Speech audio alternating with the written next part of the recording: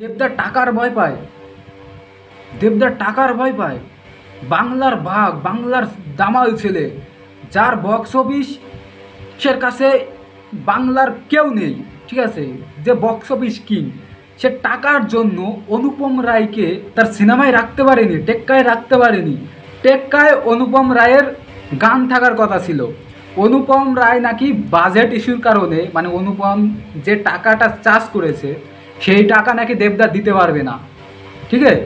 এই কারণে অনুপম রায় দেবদার টেক্কা সিনেমা থেকে সরে গেছে। ভাই, এটা আমি আমি কি করে বিশ্বাস করব ভাই? আমাদের বড় বড় বাংলার মুভি রিভিউয়াররা, আরে ক্যামেরায় প্রবলেম দেখা দিচ্ছে, বাংলার বড় বড় মুভি রিভিউয়াররা এই কথাগুলো বলছে ভাই।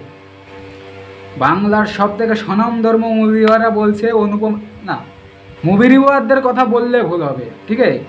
একটা সংবাদ পত্রে নাকি লেখা হয়েছে, হ্যাঁ, মুভি রিভিউয়াররা না, ভুল বলেছি, সরি, রিভিউয়ারদের দোষ দিয়ে লাভ নেই।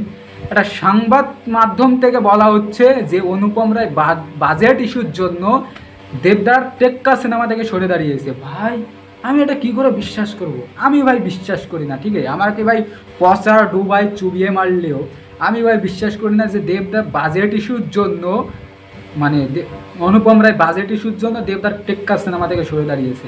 ভাই, অন্য কোনো প্রবলেম হতে পারে, ঠিক আছে, টাইম দিতে পারছে না, কোনো টেকনিক্যাল প্রবলেম, হ্যান ত্যান যা কিছু প্রবলেম হতে পারে, কিন্তু টাকার ভয় দেবদা পায় না, ঠিক আছে।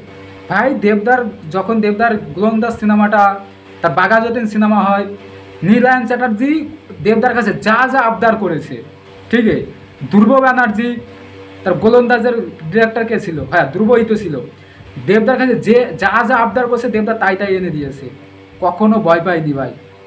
দেবদার কাছে যা যা আবদার করেছে গোলন্দাজের সময়, বাঘা যতীনের সময়, হ্যাঁ, বাঘা যতীনে তো কোনো খামতি রাখেনি, ডিরেক্টর যা বলেছে তাই শুনেছে। নীলায়ন চ্যাটার্জি যে মিউজিক ডিরেক্টর, সে যা যা চেয়েছে তাই তাই দিয়েছে, কোনো কিছুতে খামতি রাখে না। সে আজ ভাই শুধু একজন, ভাই, একটা সিঙ্গারের টাকা দিতে পারবে না, এটা ভাই কী করে মেনে নিতে পারে? জাস্ট মেনে নিতে পারবো না ভাই। দেখা যাক শেষ অবধি কী হয়।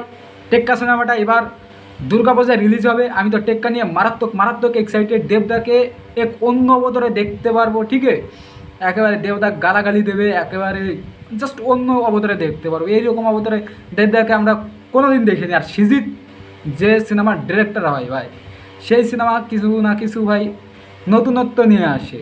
আর দেবদা এবং সৃজিত মুখার্জি মানে জবরদস্ত কম্বিনেশান।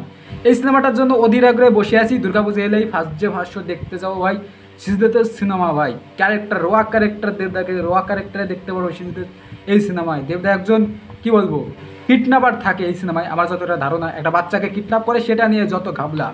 তা আমি তো খুব এক্সাইটেড সিনেমাটা নিয়ে। তা এই ধরনের সিনেমায় গানের অতটা প্রয়োজন হয় না।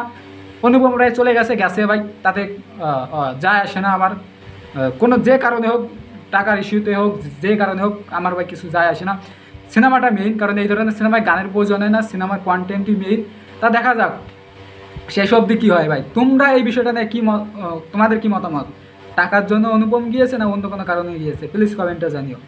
আর ভাই, পাশে দেখো, চ্যানেলটায় অনেক দিন ভিডিও করি না, আবার ভিডিও করলাম। ভিডিওতে একটু রিস্ক পড়ে গেছে, এই কারণে ভিডিও তো করা একটু বন্ধ করে দিয়েছি। তা দেখা যাক চ্যানেলটা কতদিন টিকতে পারে। Like comment must be. দেখা হচ্ছে পরবর্তী কোনো ভিডিওতে। টাটা।